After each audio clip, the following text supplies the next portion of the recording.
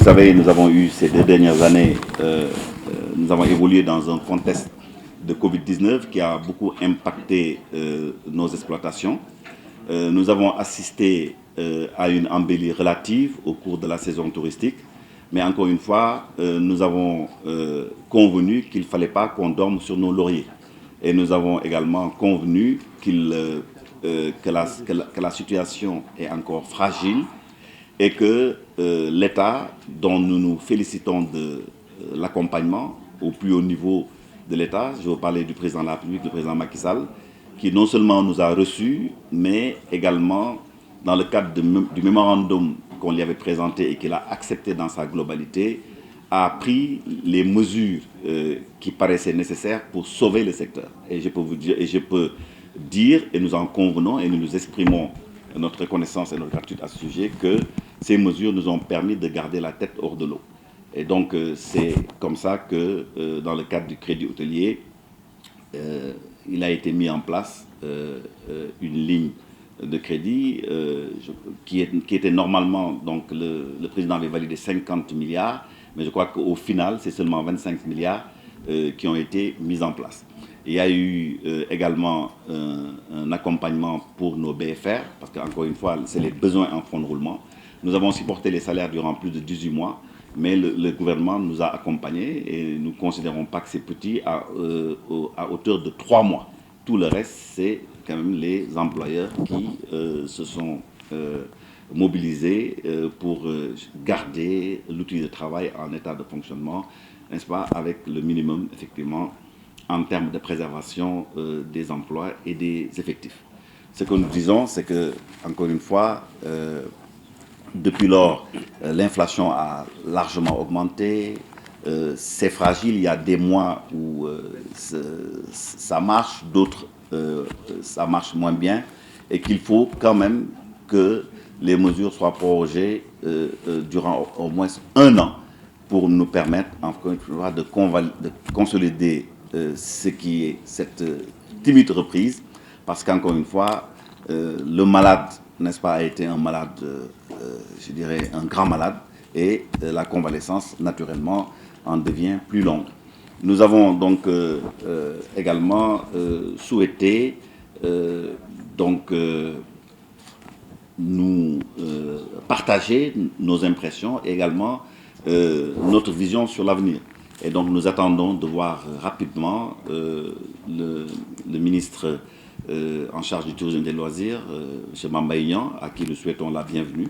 Et nous sommes sûrs que nous allons trouver avec lui l'écoute nécessaire pour avoir une vision partagée du secteur et également débloquer un certain nombre de dossiers, notamment au niveau du crédit hôtelier, où il y a 31 dossiers qui ont été validés et qui sont en attente, n'est-ce pas, de financement, donc par la banque. Et donc nous estimons également qu'il faut que la banque ou les banques jouent le jeu, n'est-ce pas, et qu'il ne s'agit pas de multiplier les blocages, notamment au niveau des garanties, et d'annihiler en réalité la volonté de l'État qui est d'aider en réalité le secteur privé. Parce que l'importance des financements, c'est qu'il doit s'inscrire à un instant T. Quand il sort de cet instant T, ça devient inopérant. Donc c'est maintenant ou jamais. Si on attend 1 an, 2 ans pour dire voilà, le financement est accordé, le crédit est là, on n'en a plus besoin parce que de toute façon, c'est quelqu'un qui est mort, il n'a plus besoin d'être nourri. Voilà. Donc, encore une fois, il faut que ces engagements deviennent des réalités. Et je reprends ma phrase favorite, je préfère le miel sur la langue que dans les oreilles.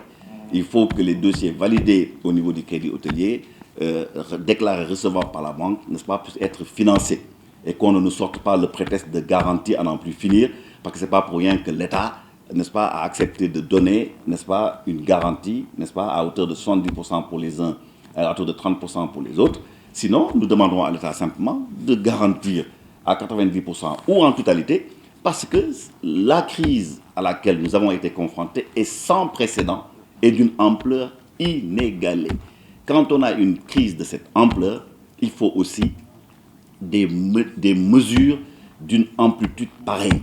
Donc, encore une fois, nous souhaitons que dans un délai, que d'ici la fin du mois, que tous les dossiers déclarés recevables par le comité de crédit puissent être financés. Et nous allons donc rencontrer le ministre Mamba Niang à ce sujet, rencontrer le ministre Moussa Faba à ce sujet pour que les blocages soient levés. Parce que sinon, encore une fois, on ne peut pas aujourd'hui, alors qu'il s'agit d'une préoccupation majeure de M. le Président de la République, d'une demande, encore une fois, majeure du secteur privé touristique, quand on sait que nous sommes le deuxième secteur d'activité économique, qu'on ne puisse pas, encore une fois, débloquer des financements dont certains ont été validés déjà depuis plus de 6 mois. Il faut aussi une discrimination positive au niveau des micros et des petites et moyennes entreprises qui sont dans les régions, qui ne disposent pas le plus souvent, n'est-ce pas, des garanties demandées parce qu'ils ont des permis d'occuper ou ils ont des documents qui ne sont pas conformes. Mais ces gens-là, il faut même les exonérer de garanties. Parce que dans des pays, on a même aidé par des subventions directement les opérateurs. Même en France, ça s'est fait. Donc je ne vois pas pourquoi l'État ne garantirait pas, encore une fois, les micros et les moyennes entreprises dans ces cas-là.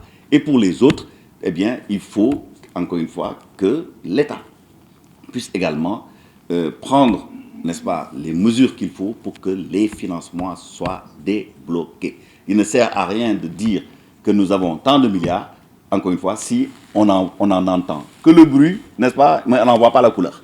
Voilà. Donc, là aussi, c'est des questions qu'il faut voir. Nous avons également parlé de la mise en place d'un compte satellite, parce qu'un secteur d'activité, c'est aussi des statistiques pour mesurer le poids. Tout le monde sait que le secteur du tourisme est un secteur transversal, encore une fois, qui fait vivre tous les secteurs de l'économie, primaire, tertiaire, secondaire et tertiaire.